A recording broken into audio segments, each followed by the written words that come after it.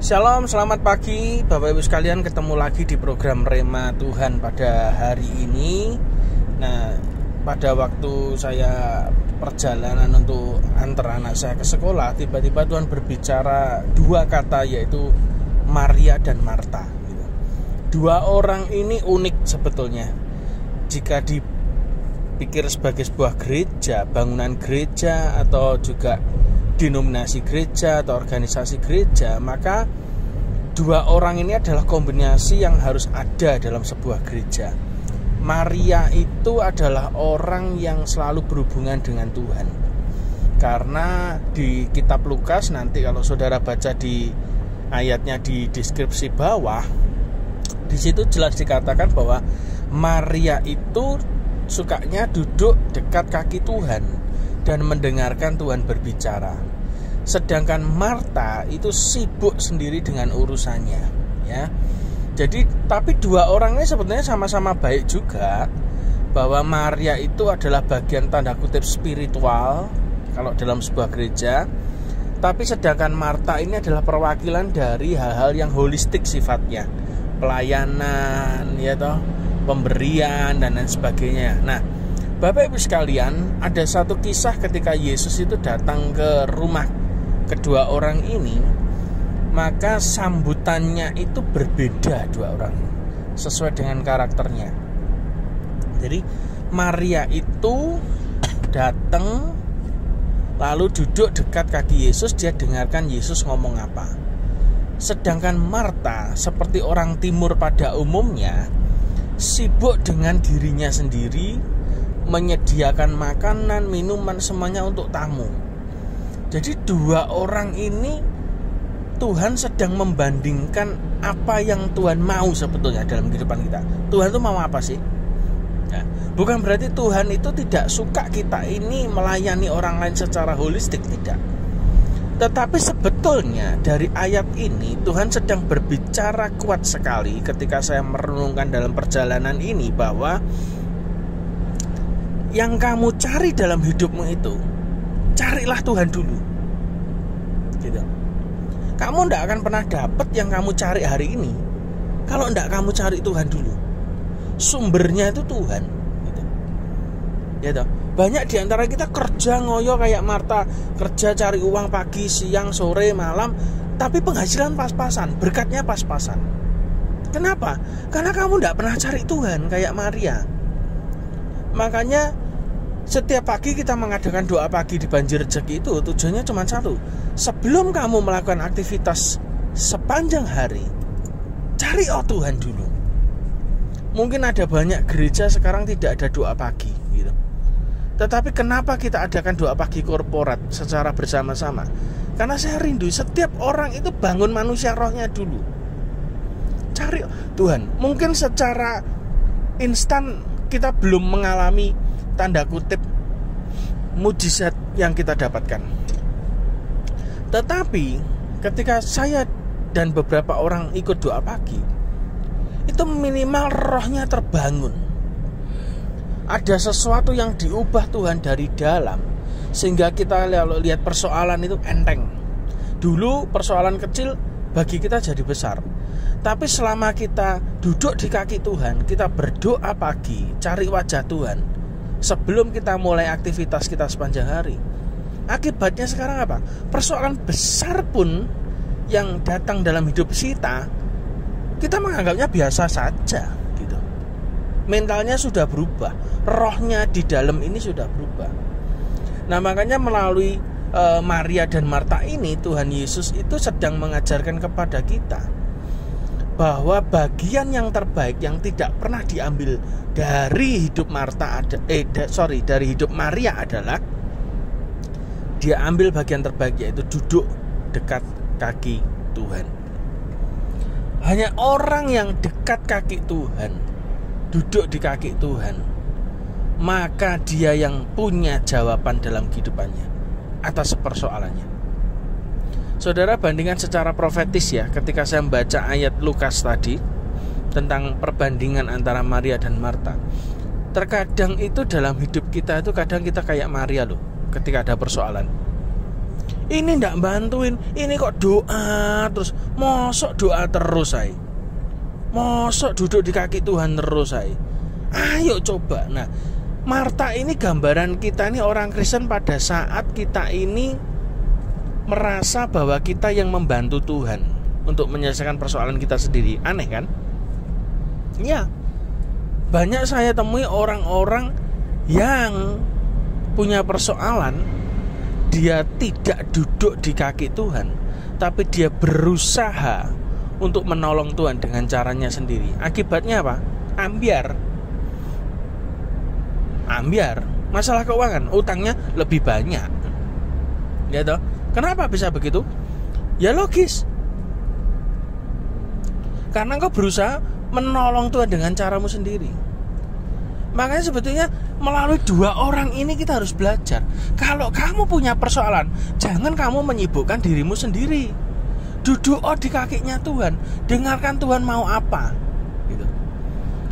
Kadang kalau saya ngajari begini, ada orang yang mengatakan, ngajari kok males, apa-apa doa terus apa-apa menyembah terus. Loh, karena kekuatannya di situ Bapak Ibu. Kita ini manusia roh. Apa yang diubah di alam roh itu akan diubah di alam daging, di alam nyata. Lah Anda tidak menang di alam roh kok mau menang di alam daging. Makanya saya selalu mendorong doa. Sudah, doa, terus nyembah Tuhan, terus duduk di kaki Tuhan gitu. Orang bilang kita aneh kayak orang males, tidak apa-apa. Lihat nanti hasil akhirnya beda. Ada orang yang sibuk sana sini dan memang itu hobi dan karakternya, itu akhirnya masalahnya itu berjibaku, nambah terus, tidak selesai-selesai. Tetapi bandingkan dengan orang yang duduk di kaki Tuhan, betul-betul surrender kepada Tuhan, maka yang terjadi adalah masalah itu tiba-tiba seperti benang ruwet. Itu simpulnya itu bisa terurai dengan sendirinya. Loh, enak toh? Iya. Nah, daripada saudara ngoyo-ngoyo berusaha keluar dari persoalanmu sendiri, sibuk laden rono rene, ya toh istilahnya. Sibuk cari pertolongan ke sana kemari, dan akhirnya kalau tidak ditolong biasanya kayak Marta komplain pada Yesus. Tolonglah saudaraku ini diomongi supaya dia bantu aku gitu ya. Orang biasanya gitu ya. Orang yang suka menolong Tuhan dengan caranya sendiri, mesti dia akan kecewa dengan orang lain dan kecewa dengan Tuhan. Kenapa? Merasa tidak ada yang membantu dia. Lah Tuhan mungkin dalam hati jawab Marta, lah salah sapa kowe repot-repot karepmu dhewe, betul ndak? Salah sapa gitu. Duduk denger aku ngomong dulu, nanti masalahmu beres. Nah, Tuhan 2023 ini membawa hidup saya dan keluarga saya dalam pola Maria. Masalah apapun, wis tak duduk di kaki Tuhan. Orang ngomong kerja kok gak ngoyo, kerja kok gak repot, gak riweh, gak sibuk. Loh, lah ngapain?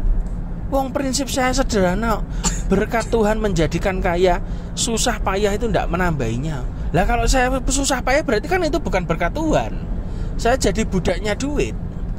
Saya kerja pontang-panting jadi budaknya duit. Enggak. Anak Tuhan itu kerjanya tanpa ngoyo, itu diberkati Tuhan. Bahkan Alkitab berkata dengan jelas, Tuhan memberkati orang yang dikasihnya pada waktu mereka tidur. Turue diberkati kok. Bukan berarti kita tidur terus ayat itu, tidak. Artinya Tuhan itu sedang bicara kepada kita. Kamu tidur aja diberkati, apalagi kamu bangun dan bekerja. Asal kamu duduk di bawah kaki Tuhan gitu loh. Lah enggak pernah duduk di bawah kaki Tuhan kok minta pertolongan Tuhan. Akhirnya minta pertolongan orang lain. Ketika orang lain tidak bisa menolong kita, kita komplain, kita kecewa, kita mutung, ya toh. Banyak toh kita temui gitu. Orang-orang yang selama ini kita bantu, ya toh, tiba-tiba tidak digerakkan Tuhan untuk membantu memang. Terus tiba-tiba orang-orang itu hilang dengan sendirinya kok. Saya baru ngerti, oh orang ini datang karena memang karena bantuan. Kalau tidak ada bantuan, tidak ada proyek, yo ngilang gitu. Tapi buat saya bagus. Supaya apa? Supaya orang-orang yang tersisa itu adalah orang yang sungguh-sungguh melayani Tuhan, tidak mengharapkan PK, tidak mengharapkan bantuan, tidak mengharapkan imbalan, tapi betul-betul mereka tulus. Karena saya selalu ngajar di persekutuan tempat kita, yang bales bukan saya. Kalau saya ada berkat tak bagi. Dan kalau berkat itu peruntukannya untuk dia, untuk mereka, ya saya kasih gitu. Saya orangnya begitu. Kalau memang tidak ada berkat ya tidak apa-apa. Biarkan Tuhan memberkati saudara semua yang melayani di tempat ini dengan caranya Tuhan sendiri. Saya tidak mau menerapkan kayak gereja-gereja yang lain. Setiap datang, setiap pelayanan dapat duit bensin, dapat PK, tidak mau saya. Itu bukan saya. Saya mau orang-orang di akhir zaman ini yang tersisa adalah orang yang tulus cari Tuhan, ya toh? Ya kadang ya bingung juga. Kalau ada sebuah jemaat begitu ya harusnya menurut saya bawa jemaatmu ke tempat ini. Kenapa? Yang datang di tempat kita tuh nabi-nabi dari bangsa-bangsa, eman-eman gitu. Jemaatnya tidak dapat istilahnya tanda kutip menu raja-raja kok. Ya toh, selama ini dikasih jangan asem, terus dikasih sayur lodeh, terus sekali-kali kan pesta raja-raja toh. Ini kokinya, chefnya aja dari luar negeri semua, nabi-nabi Tuhan, bukan orang yang sembarangan yang diutus Tuhan ke tempat kita. Tapi tidak dibawa gitu. Ya karena itu tadi, karena kecewa. Makanya saya belajar, oh betul, orang yang punya roh Marta dalam hidupnya, dia mesti kecewa dengan orang lain. Kok merasa tidak dibantu lagi, merasa tidak ada duitnya lagi, merasa gak ono ampase maneh, ya ngilang sudah. Itu biasa. Tetapi saya belajar jadi Marta. Setiap ada persoalan, jangan cari bantuan orang. Ingat, orang benar hidup oleh iman, bukan oleh sumbangan. Amin. Orang benar hidup oleh iman, percayanya, bukan karena sumbangan. Jadi belajar sekarang, ayo cari Tuhan. Makanya saya undang setiap kita yang mendengarkan ini, kalau Anda domisilinya di Caruban, jam 6 pagi doa di Banjir Rezeki lantai 2 di Loteng itu. Belajar gabung dengan yang lain. Api ngumpul dengan api, apinya makin besar, mujizatnya makin besar. Kalau apinya besar berarti korbannya juga besar. Saya percaya ada mujizat-mujizat Tuhan. Mungkin tidak langsung instan, tetapi percayalah, doa-doa kita itu, hubungan pribadi dengan Tuhan, duduk di bawah kaki Tuhan, itulah yang membuat saudara dan saya lebih kuat dibanding sebelumnya. Rohmu dibangun dari dalam. Jangan pernah tinggalkan pertemuan-pertemuan ibadah, ya toh, seperti yang dilakukan oleh banyak orang, kata Paulus. Kenapa? Karena saya tahu ketika kita datang pada Tuhan, kita duduk di kaki Tuhan bersama saudara yang lain, unity, maka pada waktu itulah Tuhan menyatakan dirinya. He reveal himself dalam hidup saudara. Kenapa Tuhan tidak menyatakan dirinya dalam hidup kita selama ini? Kita tidak pernah ibadah kok, ya toh? Kita tidak pernah datang kok. Sudah dapat yang kita dapat, yang kita inginkan udah dapat, biasanya ngilang. Tapi ya enggak apa-apa gitu, karena itu manusia pada umumnya itu begitu, ya toh. Kalau bergumul, ada pergumulan berat, ibadahnya rajin. Begitu sudah mendapatkan yang diinginkan, ya ngilang, itu biasa. Enggak apa-apa gitu. Tapi belajar tidak jadi orang macam seperti ini. Belajar kita jadi orang yang setia kepada Tuhan. Dimanapun Tuhan tempatkan kita, belajar setia. Dan jangan jadi jemaat biasa. Ada orang yang yang penting ibadah datang. Yang penting pokoknya enek ibadah apa ya teko gitu. Orang yang apa adanya kayak begini nggak bisa dipakai Tuhan jenisnya. Betul. Kenapa? Pasti ya, saya yakin orang yang model kayak begini, potongannya kayak begini, nggak punya dia kedalaman akan Tuhan. Nggak ada gitu. Itu pasti. Tapi kita belajar hari ini, ayo sama-sama cari Tuhan. Cari Tuhan. Jangan banyak alasan ya.